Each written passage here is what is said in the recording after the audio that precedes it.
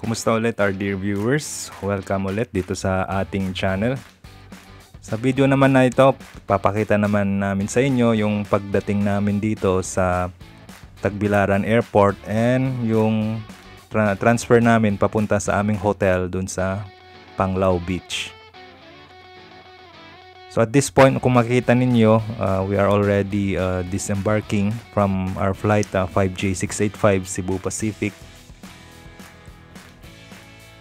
Yung arrival natin is around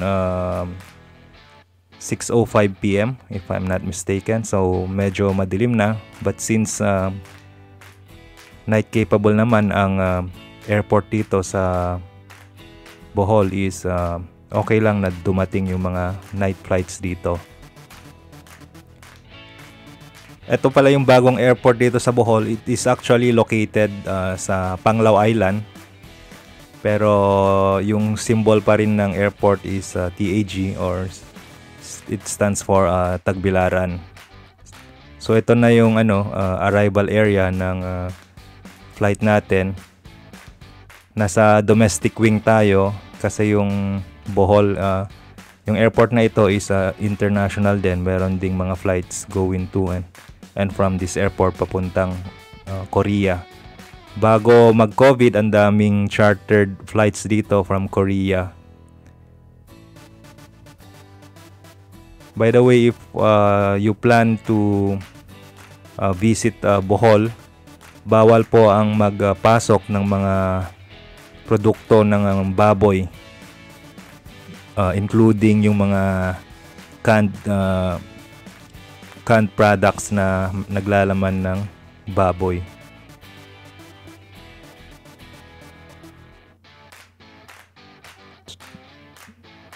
So at this point, nandito na tayo ngayon sa baggage claiming area.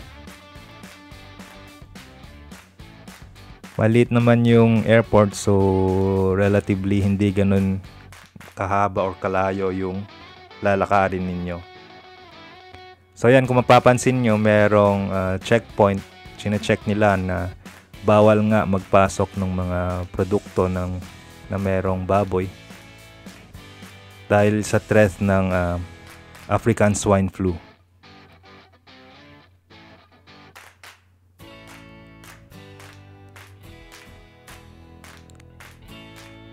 Since meron tayong chinek-in na baggage, so antayin lang natin yung ating bagahe bago tayo lumabas ng airport.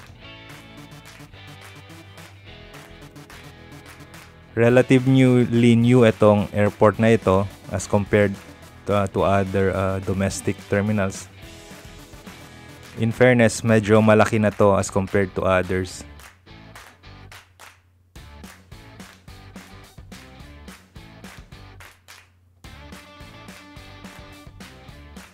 Ito yung disadvantage kung meron kang chinek-in na bagahe. Kasi kung nag-check-in ka, definitely aantayin mong lumabas sa baggage carousel yung iyong bagahe. Pero kung wala kang chinek-in, puro hand carry lang yung dala mo, yun, mabilis ka lang. Di mo na kailangang mag-antay pa dito sa baggage carousel. Diretso ka na lang na mag-exit ng airport.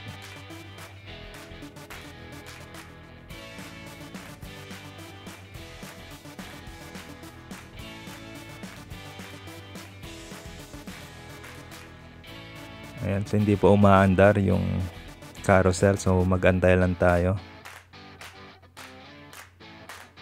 More or less yung total waiting time naman namin dito sa pag-antay naming bagahe, mga 10 to 20 minutes. Ayan, so nilabas na nila yung ating mga baggage.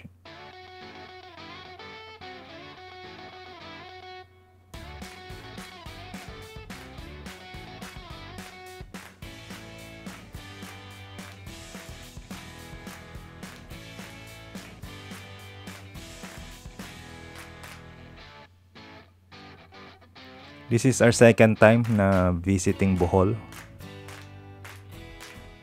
Yung unang visit namin is sometime in 2022 if I'm not mistaken. And ito yung second time namin. November 2023 na to.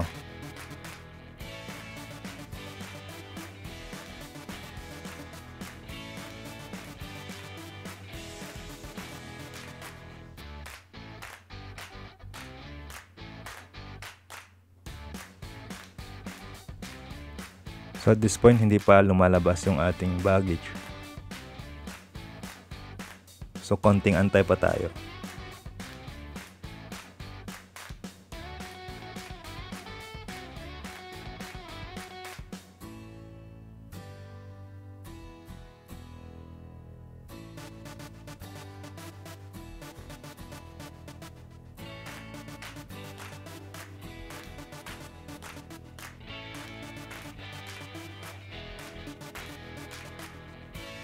Kung hindi ako nagkakamali, parang 2 or 3 yung belt na conveyor dito sa airport na ito.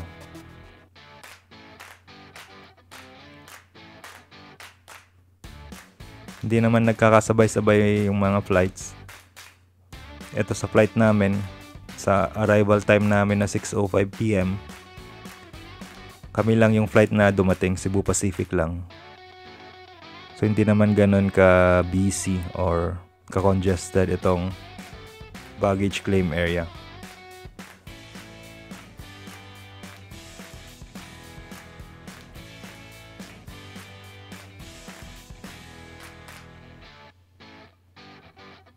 So just a tip lang para madali din ninyong ma-recognize ang inyong bag, just in case na very common. Maglagay lang kayo ng distinguishing mark. So ayan, so ito na yung ating chinek-in na luggage. And labas na tayo sa airport.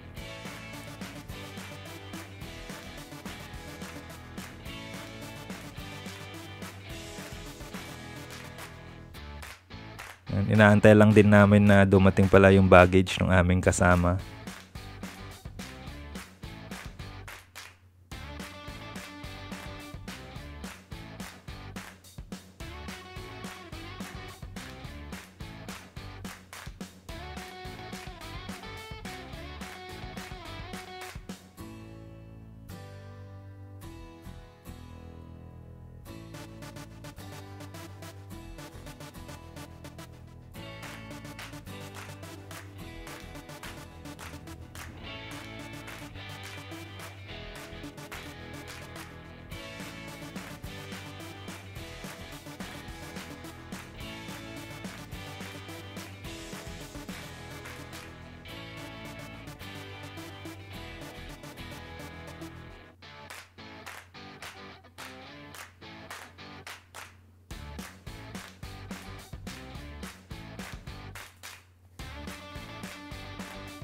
Meron namang mga baggage porter na naka-standby din dito, so if you need help naman sa pagbuhat ng inyong mga bagahe, you can also ask for help from them.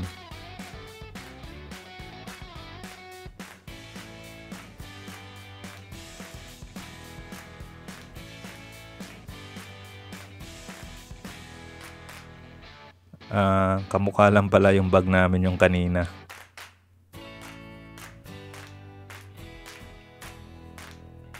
So ayan, nakuha na natin yung ating luggage. Pwede na tayong lumabas, palabas ng airport. So ayun guys, since meron nga tayong kapareha ng bagahe, so make sure lang na basahin ninyo yung claim tag. Baka mamaya ibang baggage pala yung makuha ninyo, kasi kaparehas ninyo ng design yung ng inyong bag.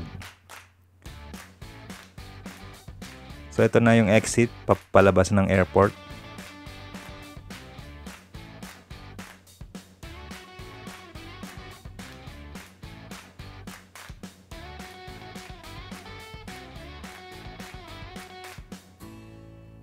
So sa labas, madami namang mga nag-o-offer ng ng transfer.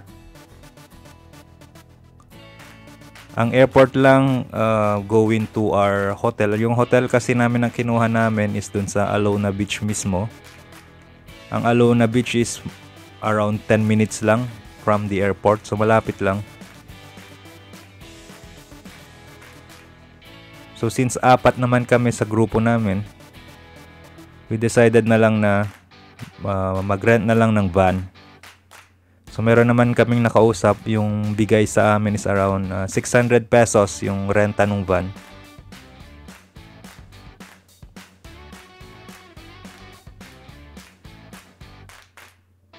Since malapit lang din naman siya, so relatively cheaper siya yung pag-rent ng van as compared to other destinations. Kasi 10 minutes lang din naman from the airport.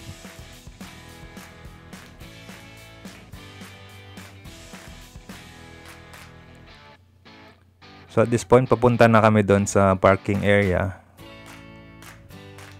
kung saan naka-park yung yung aming van.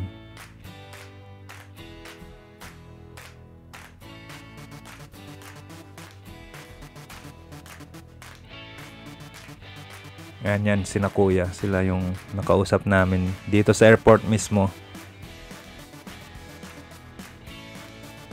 So, hindi mo naman kailangan na meron ka ng naka-reserve na transportation pagdating mo ng Bohol. But if you have time, you can also check out. May mga nag-offer naman online para in advance makabook na kayo ng inyong airport transfer. So, ito yung itsura ng airport from the parking area. So yung design niya parang wave. Yung design ng roof. So ayan, may mga bus din na available din. Pero hindi namin na-check out kung saan papunta yung bus na yun. But you can also ask around. So ito yung van namin. 4 kaming sasakay dito.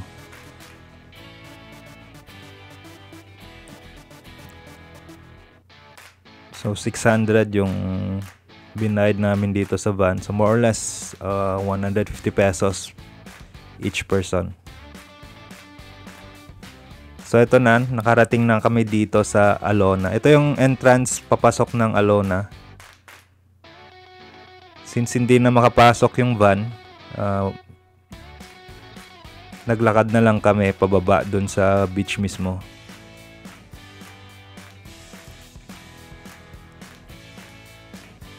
Nasa around 7 PM na to. So buhay naman yung mga establishments dito malapit sa Alona Beach. Madami kayong mapupuntahan na kainan, madaming restaurants na mapagpipilian. May mga convenience store din. But expect nyo lang na dyan sa beachfront, yung mga restaurants dyan, yung mga kainan, mas mahal yung presyo nila as compared dito sa mga nasa labas or sa highway. So as a tip din, pwede kayong bumili muna sa mga convenience store dito sa highway ng mga supplies ninyo like tubig, toothbrush, sabon kung wala pa kayo. Bili muna kayo dito sa mga convenience store malapit sa highway bago kayo pumunta ng accommodation ninyo sa may Alona Beach. Kasi kung sa hotel kayo bibili, ang mahal din ng patong nila. So as you can see, meron ding mga money changer.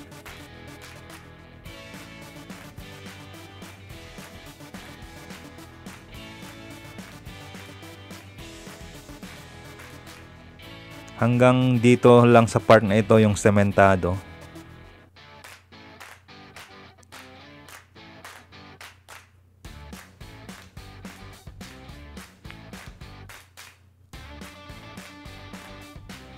Ayan, so ito na yung dulo nung kalsada pababa. Ayan, yan. Beach na yan. Diyan na yung dagat.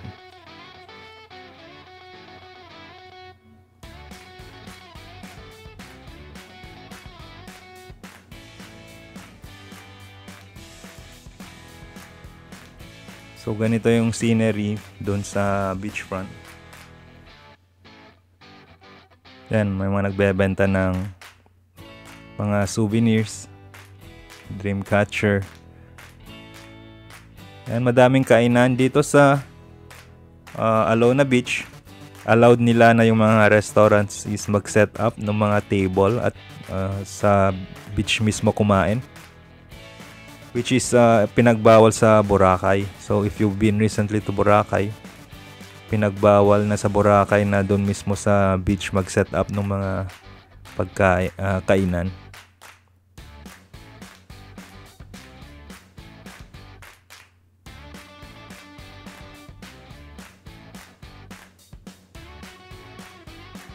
Ayan, so madaming mga nag-offer ng mga seafoods dito. Of course, since nasa dagat naman tayo, is madaming mga seafoods na ino-offer.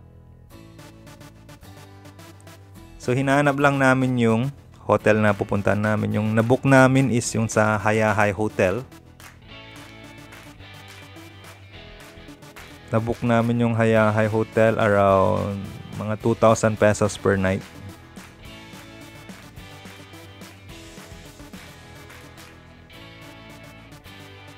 And so mapapansin nyo, relatively buhay naman yung nightlife dito sa Alona Beach. Madami namang mga resto bars na may inuman, and then may mga singers na kumakanta.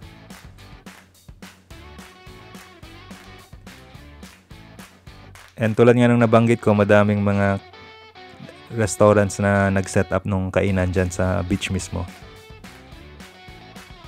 Yan, so tulad nito, yan, mga paluto. Pwede kayo magpaluto. Yan, mga more souvenirs. Ito, mga resto bars. Kung trip nyo uminom lang, madaming restaurants dito sa tabi. Sa beachfront mismo.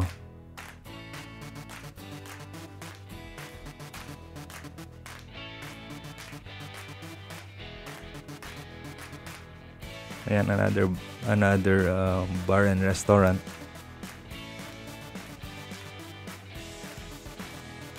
Madami ding mga foreigners na makakasalubong, which is a sign na nagbalik na nga yung travel dito sa Pilipinas. So ito yung nakita namin, Hayahay Resort. So dito kami unang pumunta. Akala namin dito yung hotel namin. Pero apparently, meron pa palang isang branch ng Hayahay Hotel na mas bago. So yung nabook pala namin is doon pala kami sa mas bago nila na branch. So ayan, mga seafoods na pwede mong ipaluto.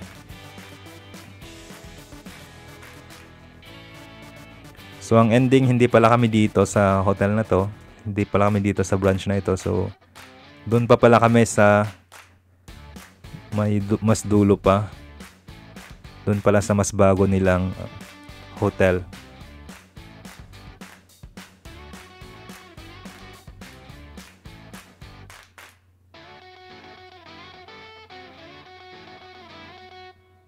Ayan, so may mga Halloween decoration.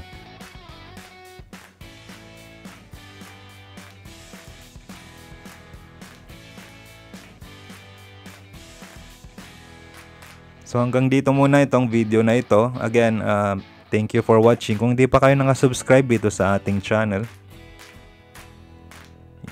hit nyo lang yung subscribe button para updated kayo lagi sa aming mga ina-upload na videos. Mostly yung videos namin is about our travels, or lahat na magbibigay kami ng mga tips or anything na pwede nating mapag-usapan.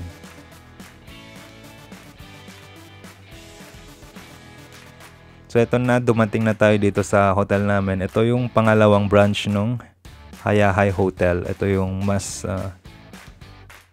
bago na ginawa nila. Thank you for watching.